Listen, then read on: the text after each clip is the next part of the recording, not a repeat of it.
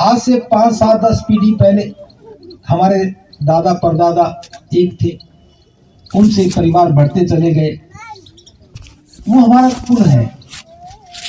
अब शहर में आने के बाद तो कुल खत्म हो गया, अपने कुल को छोड़कर के आके बस गए, वो कुल नहीं है। फिर भी हम अतीत को देखें, गांव को देखें, अपने मोहल्ले को देखें, तो भी हमारा कुल है, परिवार है, खानदान है। उसमें जो सबसे बुजुर्ग व्यक्ति है, बुद्ध कहते हैं कि हमें उनका सम्मान करना चाहिए। आपके मन में फिर ये विचार आएगा कि हमारी बस्ती में, हमारे मोहल्ले में तो सबसे बुजुर्ग व्यक्ति है, उसकी उम्र तो 80 साल है, वो तो बिल्कुल अनपढ़ है, कुछ भी नहीं जानता। मैं तो हेडमास्टर हूं, मैं तो डॉक्टर हूं, मैं तो प्रोफेसर हूं। मैं फिर ये बात कहूंगा, हमारे पास एकेडमिक ज्ञान है, एक विषय का एक सीमित सा ज्ञान है। हो सकता है कि हमारा चिंतन उस बुजुर्ग व्यक्ति से ज्यादा हो, लेकिन इस बात को हमेशा ध्यान रखिए, उम्र का अनुभव इस ज्ञान के अनुभव से कई गुना ज्यादा सुरक्षित रखने वाला होता है। आप कभी भी देखना, अनुभव जो है वो ज्ञान से हमेशा आगे चलता है। अगर हम इस परंपरा को, इस परिपाटी को ठीक से समझ लें, तो जो आज समाज का ताना बाना ध्वस्त हो रहा है, बुजुर्ग घर की बजाय अनाथ आश्रम में, वहां वृद्ध आश्रम में रहने लगे हैं, ये इसलिए हुआ है कि हमने अपने परिवार से बुजुर्गों की अहमियत को, उपयोगिता को नजरअंदाज कर दिया। जिसकी भी उपयोगिता खत्म हो जाती है, वो सरकार के संरक्षण में चले जाते हैं। आपके सामने उदाहरण है, पहले सारी खेती बैलों पर चलती थी, बैल से हल जोतते थे, बैल से गाड़ी चलती थी। अब बैल महत्वपूर्ण था, इसलिए गाय महत्वपूर्ण थी। गाय जब बछड़ा देती थी, हम खुश होते थे, बैल बनेगा। तो गाय की उपयोगिता थी, क्योंकि बैलों की उपयोगिता थी। बैलों की उपयोगिता इसलिए थी कि खेती उन पर निर्भर थी, और जब से खेती में से बैल हटा है, ट्रैक्टर आ गए हैं, अब बैल की उपयोगिता खत्म हो गई। बैल की उपयोगिता खत्म हो गई तो गाय की उपयोगिता खत्म हो गई। अब दोनों की उपयोगिता खत्म होगी तो दोनों सड़क पर आ गई, और सड़क पर आ गई तो गौशालाएं खुल गई। ये गौशाला इसलिए खुली है कि गाय, बैल, बछड़े अनुपयोगी हो गए। अब उनका उपयोग नहीं है, इसलिए वो किसी के चाहते भी नहीं है। ऐसे ही जब हम कामयाब हुए, अच्छी नौकरी में लगे, अच्छा मकान बना लिया, सुंदर मकान बना लिया, उस सुंदर मकान में बुजुर्ग अच्छे नहीं लगते, रोज टोकते हैं, रोज पूछते हैं तो बुरे लगते हैं। हमें लगता है कि हमारी स्वतंत्रता भंग हो गई, हमारी स्वतंत्रता खंडित हो गई। कॉलेज में पढ़ने वाले बच्चे भी सोचते हैं कि रोज रोका टोकी होती है, बहू भी सोचती है कि रोज रोका टोकी होती है। अब वो अनुपयोगी हो गए। अब क्या करेंगे? जब दुखी होंगे तो कहेंगे भैया घर में मुझे क्यों रखे हो, मैं दुखी हूँ, वृद्धाश्रम में छोड़ दो, कम से कम मेरी उम्र के दुखी लोगों के बीच में बैठूंगा, दुख तो कम हो जाएगा। अब आज इस सभ्य समाज को वृद्ध आश्रम की आवश्यकता पड़ी, तो हमें समझ लेना चाहिए कि हम ज्ञान में तो आगे बढ़े हैं, लेकिन नैतिक मूल्य हमने गवा दिए हैं, नैतिक मूल्य खो दिए हैं। और जब समाज नैतिक मूल्य को देता है, अपने पुरखों की, अपने बुजुर्गों की अहमियत को बोझ समझने लगता है, उस समाज की हालत बिगड़ जाती है, घर के अनुशासन टूट जाते हैं और बच्चे गैर अनुशासित हो जाते हैं, दिशाहीनता आने लगती है। आज समाज में जो बड़े पैमाने पर दिशाहीनता आ रही है, ये हमारे नैतिक मूल्य खोने की वजह से आ रही है, और इसी वजह से बुजुर्ग आज वृद्ध आश्रम में जा रहे हैं। क्या बुजुर्ग कि घर में अहमियत कम हो गई? मेरे एक मित्र थे, बड़े अधिकारी थे। एक दिन मुझे अपने घर ले गए, कार्यक्रम के दौरान मुलाकात हुई थी, घर ले गए। उन्होंने 3 मंजिला मकान बनाया। एक ही बेटा था,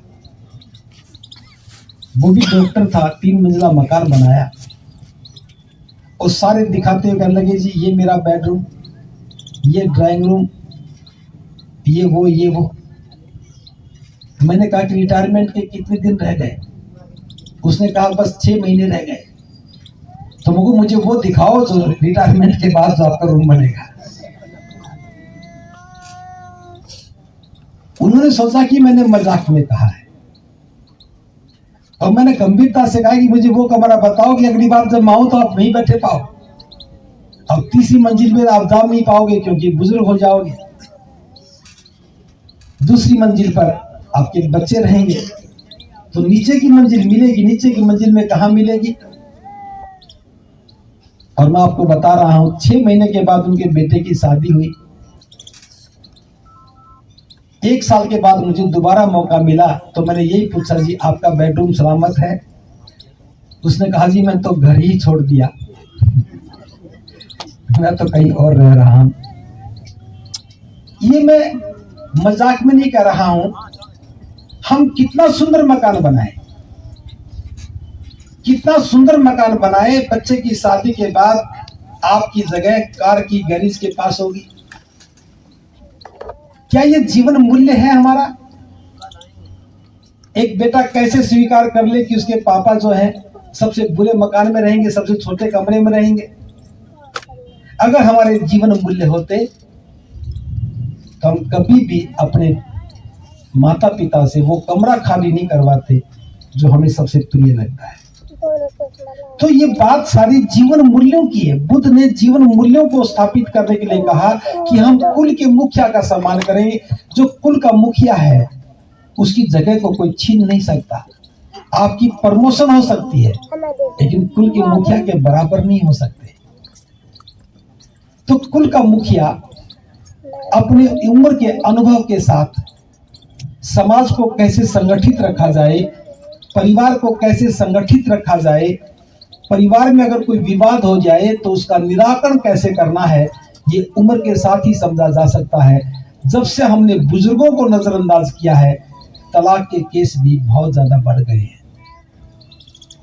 जब से बुजुर्ग घर से बाहर हुए हैं, हम तुरंत निर्णय करते हैं, तुरंत शादी करते हैं, तुरंत झगड़ा करते हैं, पुलिस स्टेशन पे दौड़ के जाते हैं और फिर मुकदमा भी दायर कर देते हैं क्योंकि पढ़े लिखे हैं, सारे रास्ते जानते हैं। बुजुर्ग घर को सुंदर और शांत और सुखी करने के लिए है। बुजुर्ग कभी भी झगड़े की इजाजत नहीं देते। आप भरोसा अपने मित्रों पर करते हो जो आपसे ज्यादा समझदार नहीं है। एक मित्र आपको क्या सलाह देगा? जैसा आप चाहोगे वैसी सलाह देगा।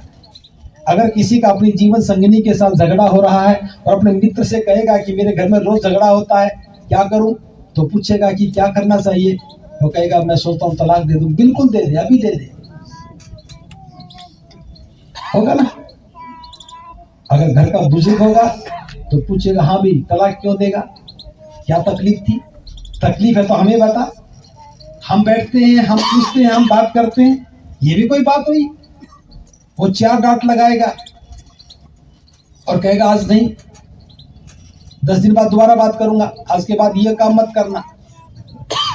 उनके पास अनुभव है, वो जानते हैं कि जीवन बिगाड़ना बहुत छोटा सा काम है, एक पल में बिगड़ सकता है और सुधारने के लिए बहुत ताकत चाहिए। जिस घर में बुजुर्ग होते हैं उस घर में तलाक नहीं होते हैं। जिस घर में बुजुर्गों का सम्मान होता है, कुल के मुखिया का सम्मान होता है, वहां कभी भी इस प्रकार के निर्णय हो ही नहीं पाते। तो बुजुर्गों का घर में प्रभाव निरंतर बना रहे, और वो कब बना रहेगा? जब हम बुजुर्गों को सम्मान के साथ उन्हें सुख देते रहेंगे। भले ही जो बुजुर्ग है, कुल का मुखिया है, वो हमारे घर परिवार में नहीं है, वो भले ही 4 घर छोड़ करके, लेकिन वो हमारा कुल है। जो बुजुर्ग हैं वो कुल को सुरक्षित रखने का काम करते हैं। आप केवल अपने परिवार की बात करते हैं, छोटे बड़े भाई का भी ख्याल नहीं रखते हैं, लेकिन जो बुजुर्ग होता है वो पूरे खानदान की हिफाजत की बात करता है। तो यही सामाजिकता है, इसी का नाम समाज है, इसी का नाम कुल है और इसी का नाम परिवार है। लेकिन हम तो पति पत्नी और बच्चे को ही परिवार मान लिया। ये सरकार की परिभाषा हो सकती है, ये समाज शास्त्र की परिभाषा हो सकती है, लेकिन परिवार की परिभाषा नहीं है।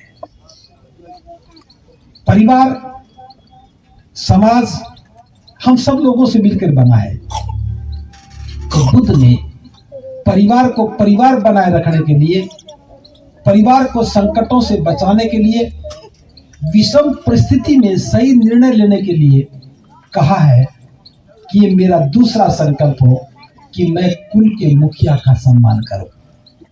अब सोचिए, इस आधार पर जब हम अपने बुजुर्गों का सम्मान करने लगेंगे तो क्या कहीं कोई वृद्ध आश्रम बनेंगे? हॉस्पिटल तो बनने चाहिए, वो बीमार लोगों का इलाज है, लेकिन जिनकी मानसिकता बीमार हो गई, जो अपने बुजुर्गों का सम्मान नहीं कर रहे, उनके लिए वृद्ध आश्रम बने, ये समाज का नैतिक पतन है।